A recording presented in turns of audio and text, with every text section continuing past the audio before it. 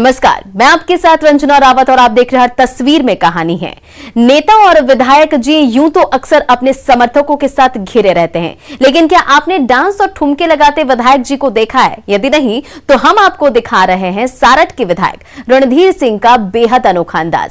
जामताड़ा में पारिवारिक कार्यक्रम में शिरकत करने के दौरान किया गया उनका शानदार डांस इन दिनों सोशल मीडिया पर खूब वायरल हो रहा है।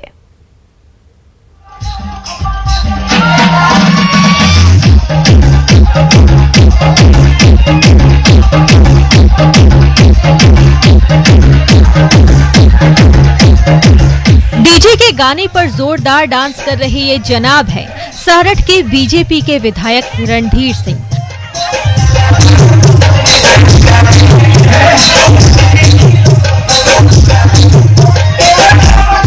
नेताजी का ये रूप शायद ही आपने पहले कभी देखा हो। देखिए कैसे रणधीर सिंह जी डांस के एक से बढ़कर एक स्टेप करते दिख रहे हैं।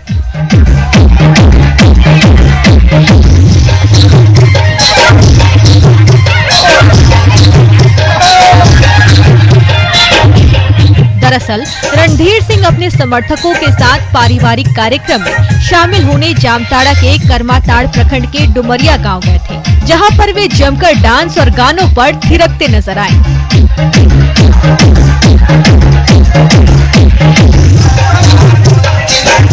विधायक जी का ये डांस वाला वीडियो सोशल मीडिया पर काफी तेजी से वायरल हो रहा है।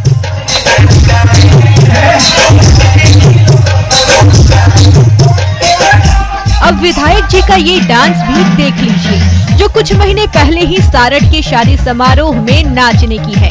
कैसे बीजेपी के नेता जोरदार तरीके से डांस कर रहे हैं।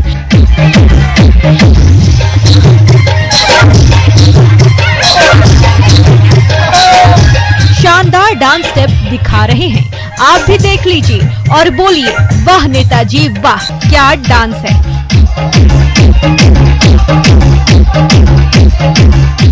सुमन भट्टाचार्य, न्यूज़ 18, जामताड़ा।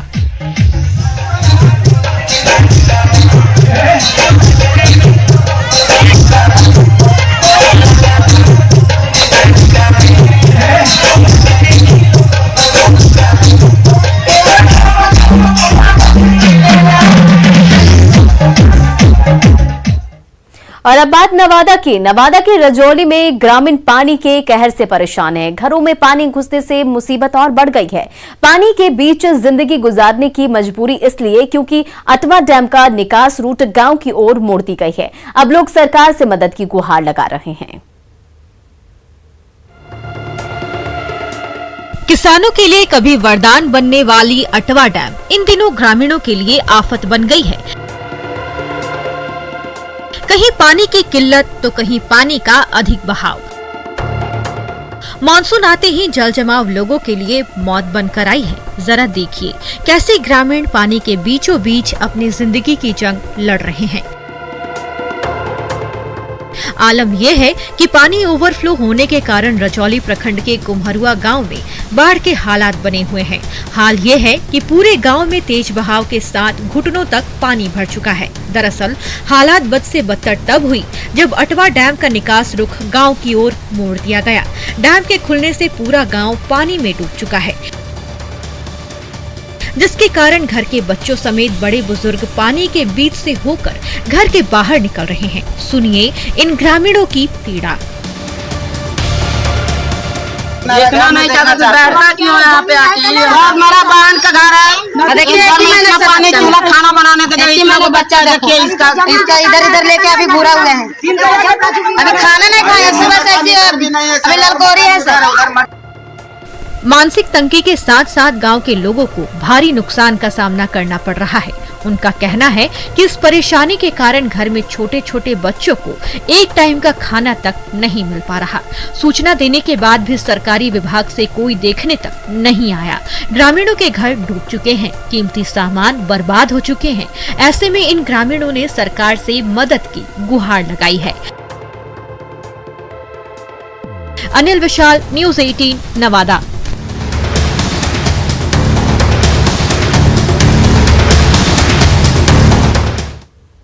बिहार में कई नदियां उफान पर हैं। कई इलाकों में बाढ़ का खतरा मंडरा रहा है। लोगों के घर बार डूब चुके हैं। खेत खलियान सब पानी में विलीन हो चुके हैं। नेपाल सीमा से सटे सीतामढ़ी के पुलिस चेक पोस्ट में भी पानी घुस आया है, जिससे वहां के पुलिसकर्मियों को ड्यूटी करने में मुश्किल हो रही है।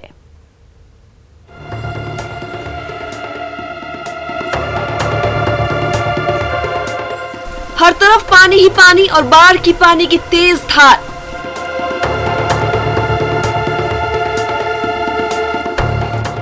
ऐसे हालात इन दिनों बिहार के ज्यादातर इलाकों में देखने को मिल जाता है। कुछ ऐसी तस्वीरें सीतामढ़ी से सामने आई है, जहां बागमती और अधवारा समूह की नदियों में आए उफान से लोग परेशान हैं। गांव के गांव पानी में डूब चुके हैं। नेपाल की सीमा से सटे सुरसुन प्रखंड के भीटा इलाके स्थित पुलिस चौकी में भी पानी घुस आया है, जिससे यहां तैनात जवानों को मुश्किल हालातों का सामना करना पड़ रहा है। लोग सुबह से पानी में है, खाना पीना नहीं खा रहे हैं। यहाँ पर 2 DAP गार्ड हैं और कोई नहीं। साहब बोले अपना व्यवस्था कर लीजिए। पुलिस चौकी और इसके आसपास आपको ऐसे ही बाढ़ के पानी की धारा बहती नजर आएगी। इलाके की सड़कों पर आपको पानी ऐसे बहती नजर आएगी जैसे मोटर मशीन से पानी को बाहर निकाला जा रहा है। लेकिन ऐसे हालात नदियों में आए उफान के चलते हैं। भारत नेपाल सीमा के नो मैंस लैंड और मुख्य मार्ग पर भी बाढ़ का पानी यूं ही बहता रहता है और लोग जान जोखिम में डालकर सफर करने पर मजबूर हैं। बड़ी आबादी बाढ़ से प्रभावित हुई है। अब तो पुलिस फोर्स को भी ड्यूटी करने में परेशानी होने लगी है। लोग बताते हैं कि ऐसी स्थिति पिछले कई दिनों से बनी हुई है, लेकिन प्रशासन की ओर से कोई ध्यान नहीं दे रहा है। राकेश रंजन, न्यूज़ 18 सीतामढ़ी। बरसात और बाढ़ के मौसम में लोग अपनी जान से ही खिलवाड़ कर रहे हैं। पटना प्रशासन के सख्त निर्देशों के बावजूद गंगा नदी पर नावें चल रही हैं, वो भी ओवरलोडिंग के साथ। ऐसे में कभी भी कोई भी बड़ी दुर्घटना हो सकती है। बिहार में तेज बारिश के चलते ज्यादातर नदियां खतरे के निशान से ऊपर बह रही हैं। कई इलाके बाढ़ प्रभावित हैं। राजधानी पटना में भी गंगा नदी उफान पर है। प्रशासन ने दियारा इलाके में नावों के परिचालन के लिए गाइडलाइन जारी की है। नावों पर ओवरलोडिंग करने से बचने की सख्त हिदायत दी गई है। बावजूद इसके नावों पर क्षमता से अधिक सवारी सफर कर रहे हैं।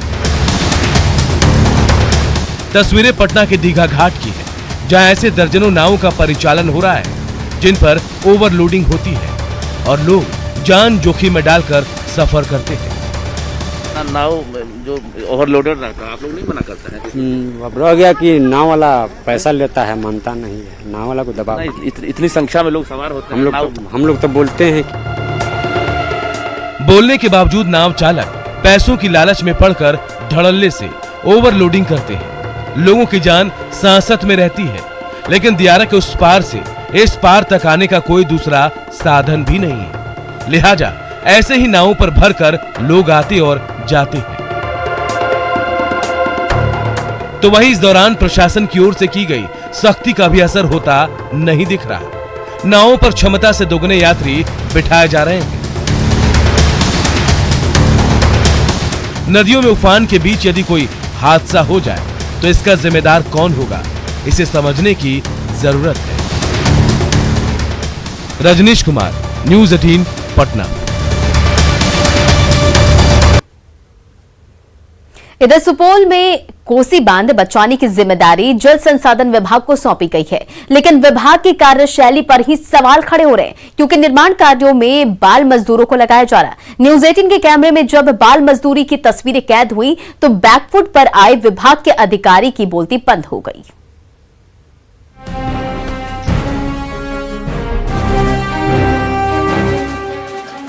नदी के किनारे चल रहा ये काम कोसी तटबंध की सुरक्षा को लेकर किए जा रहे हैं।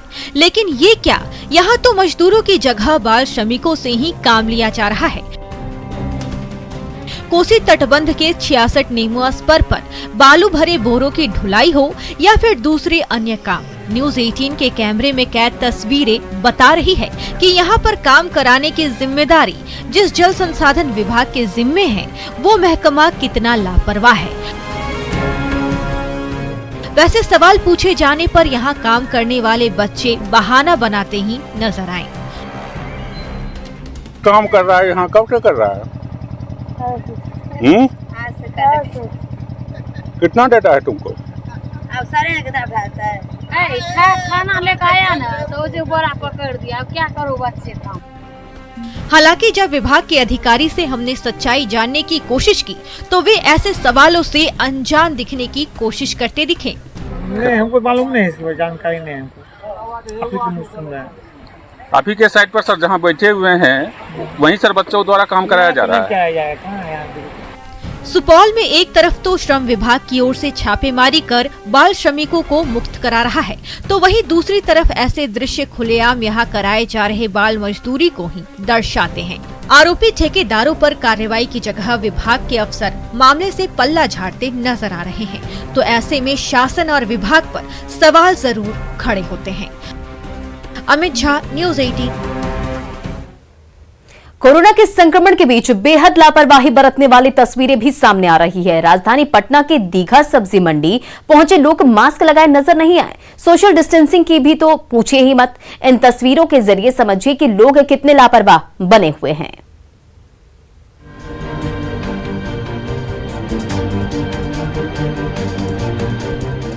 लोगों में भारी भीड़, न चेहरे पर मास्क है और न सोशल डिस्टेंसिंग का ख्याल रखा जा रहा है। कोरोना काल में लापरवाही की ये तस्वीरें बिहार के किसी सुदूर इलाके की नहीं, बल्कि राजधानी पटना के दीघा सब्जी मंडी की है। इन तस्वीरों पर फिर से नजर दौड़ाइए और समझिए कि लोग कैसे संक्रमण को आमंत्रित कर रहे हैं। सोशल डिस्टेंसिंग की खुलेआम धज्जियां उड़ाई जा रही है। न्यूज 18 के कैमरे में कैद इन तस्वीरों के बाद जब हमने वहां मौजूद लोगों से बात की तो जवाब देते नहीं सूझ रहा था। अभी एक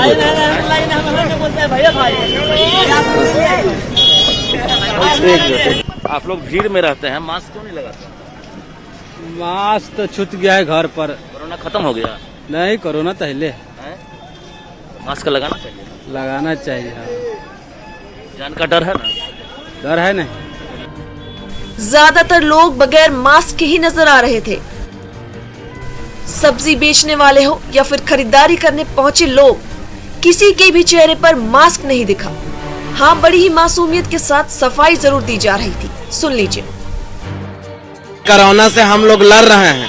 कोरोना है, बहुत ऐसा व्यक्ति कहता है कि कोरोना नहीं है, कोरोना फिर बढ़ रहा है। सोशल डिस्टेंसिंग भी नहीं हो रहा है। आप लोग तीसरी लहर को लेकर चर्ची का पालन बहुत व्यक्ति नहीं कर रहे हैं, हम लोग भी कर रहे हैं, लेकिन गलती से जो है भूल जाते हैं। कोरोना के मामले कम जरूर हुए हैं, लेकिन संक्रमण का खतरा अभी टला नहीं है। ऐसे में तीसरी लहर के खतरे के बीच ऐसी लापरवाही न सिर्फ संक्रमण को बढ़ावा दे रही है, बल्कि लोग अपनी जान से खिलवाड़ भी कर रहे हैं। प्रशासन की ओर से बार बार कोरोना गाइडलाइन के पालन करने की सलाह लोगों को दी जा रही है, बावजूद इसके लोग सुधरने का नाम नहीं ले रहे हैं। रजनीश कुमार, न्यूज 18 पटना।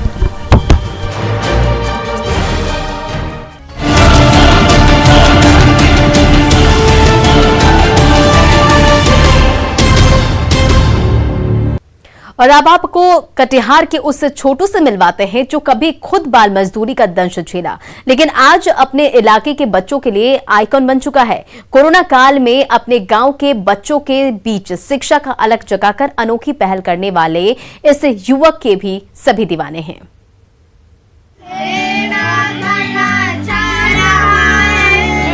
कभी कुदाल उठाने वाले हाथ आज कलम उठाकर बच्चों का भविष्य संवार रहे हैं। ये है मोहम्मद छोटू, जिसने खुद कभी बाल मजदूरी का दंश झेला है। कभी 2 जून की रोटी के लिए दर दर की ठोकरें खाने को मजबूर हुआ करता था, लेकिन आज ये अपने गांव के बच्चों को शिक्षित करने में जुटा है, नौनिहालों का भविष्य रच रहा है। हम बात कर रहे हैं कटिहार के इमामगंज के उस युवक की जो कभी खुद भी मजदूरी किया करता था, लेकिन आज इनकी तालीम से बच्चे कुछ करना चाहते हैं। इन लोगों के साथ और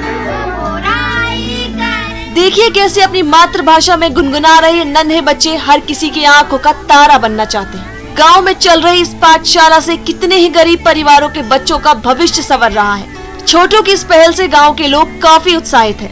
गरीबी के चलते ही चला गया दिल्ली जाने के बाद पकड़ा गया। पकड़ा जाने के बाद जो इसमें देखिए अनाथ आश्रम में लेके गया उसको, वहाँ ले जाकर के जयपुर में पढ़ाया लिखाया, पढ़ लिख के आया। तो यहाँ आगे जो है सोचा कि हम ही पढ़े लिख के आए हैं तो बच्चे को मत भेजिए, कोई भी सब आदमी को समझा रहा है, सब बच्चे का माँ बाप।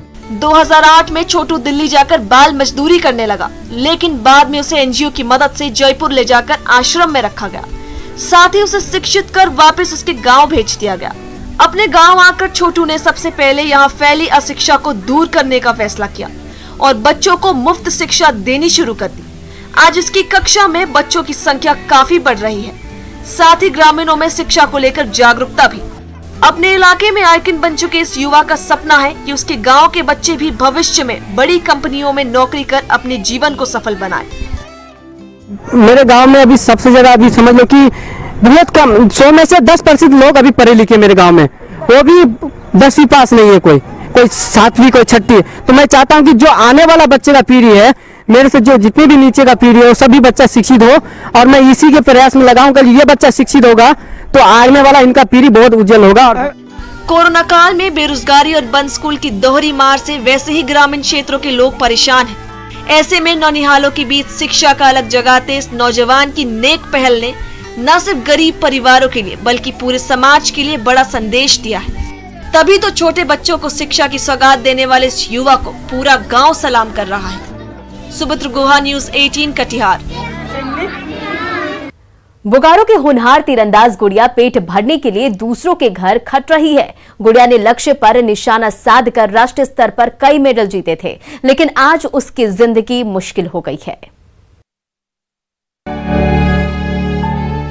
हाथों में तीर धनुष और निशाने पर साध रही लक्ष्य, ये लड़की है बोकारो की गुड़िया कुमारी। महेशपुर गांव की इस बेटी ने कभी प्रदेश से लेकर राष्ट्रीय तीरंदाजी प्रतियोगिता में कई मेडल हासिल किए थे और परिवार के साथ ही राज्य का नाम रोशन किया था। लेकिन आज गुड़िया खेल की जगह दूसरों के घर जाकर काम करने को मजबूर है। 2 जून की रोटी कमाने के लिए गुड़िया मजबूर है, क्योंकि परिवार की माली हालत खराब जो है। सर पहले जॉब चाहिए सर, क्योंकि हमारे परिवार की आर्थिक स्थिति बहुत खराब है। हम खेले कि घर का आर्थिक स्थिति को देखें, दोनों तो सर हम नहीं ना कर सकते हैं। और प्लस हमको वैसा ग्राउंड चाहिए सरकार के तरफ से जो हमको बोकारो में ही रहकर हमको खिला सके, प्रैक्टिस करा सके। एंजेला सिंह गुड़िया की कोच है। इन्होंने बोकारो की एकमात्र आर्चरी अकादमी में इसे तीरंदाजी के बेहतर प्रशिक्षण प्रदान किया, लेकिन किन्हीं कारणों से अकादमी बंद हो जाने के बावजूद गुड़िया ने हार नहीं मानी। ये अपने घर पर ही पुआल और टूटे फूटे सामानों से लक्ष्य केंद्रित कर लगातार प्रैक्टिस करती रहती हैं। गुड़िया की कोच का भी मानना है कि ऐसे होनहार खिलाड़ी को आर्थिक मदद तभी मिल सकती है जब सरकार नौकरी दे। हम चाहते हैं कि हम लोगों को थोड़ा गवर्नमेंट की तरफ से बच्चा जो जितना खेले है उसी हिसाब से एक नियोजन रिजर्वेशन मिल जाए, नौकरी मिल जाएंगे तो कम से कम वो अपना खा के घर से निकलेंगे तो कब तक कुछ कर पाएंगे। साल 2017 में राज्य स्तरीय सब जूनियर तीरंदाजी प्रतियोगिता में गुड़िया 2 बार सिल्वर मेडल जीत चुकी हैं। लेकिन दर्जनों मेडल और सम्मान पत्र मौजूद होने के बावजूद गुड़िया आज मुफलिसी के दौर से गुजर रही है। खुद आर्चरी की नेशनल चैंपियन रह चुकी एंजेला को भी अपने इस धनुर्धर पर गर्व और भरोसा है। ऐसे में जरूरत इस बात की है कि सरकार ऐसी प्रतिभावान खिलाड़ियों का सम्मान करे, नौकरी देकर उसकी आर्थिक मदद करे, ताकि गुड़िया के सपनों को भी पंख लग सके। मृत्युंजय कुमार, न्यूज़ 18, बोकारो।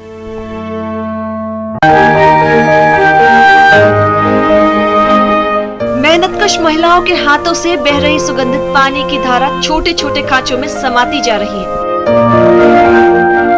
जब इन खांचों में जमा पानी थोड़ी देर में जम जाता है तो साबुन की टिकिया बनकर तैयार हो जाती है। इस कोने में सुगंधित साबुन के छोटे पैकेट तैयार हो रहे हैं तो दूसरी तरफ अरहर और मसूर दाल की पैकेजिंग हो रही है।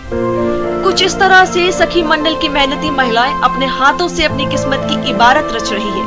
महिलाओं को आजीविका चलाने के लिए संकुल संगठन से प्रोत्साहन राशि हम लोग को मिलता है।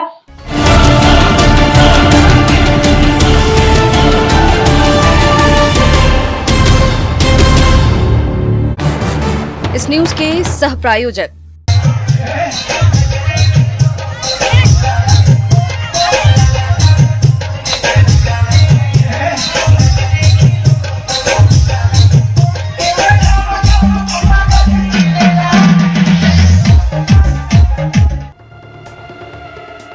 किसानों के लिए कभी वरदान बनने वाली अटवा डैम इन दिनों ग्रामीणों के लिए आफत बन गई है। कहीं पानी की किल्लत तो कहीं पानी का अधिक बहाव। मानसून आते ही जल जमाव लोगों के लिए मौत बनकर आई है। जरा देखिए कैसे ग्रामीण पानी के बीचों बीच अपनी जिंदगी की जंग लड़ रहे हैं। आलम यह है कि पानी ओवरफ्लो होने के कारण रजौली प्रखंड के कुम्हरुआ गांव में बाढ़ के हालात बने हुए हैं।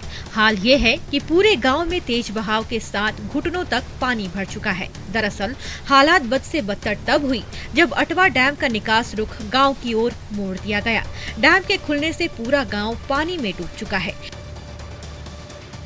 जिसके कारण घर के बच्चों समेत बड़े बुजुर्ग पानी के बीच से होकर घर के बाहर निकल रहे हैं। सुनिए इन ग्रामीणों की पीड़ा।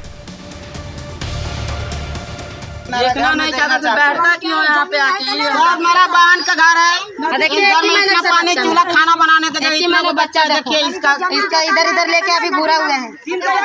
अभी खाना नहीं खाया, सुबह से ऐसी अभी ललकोरी है सर।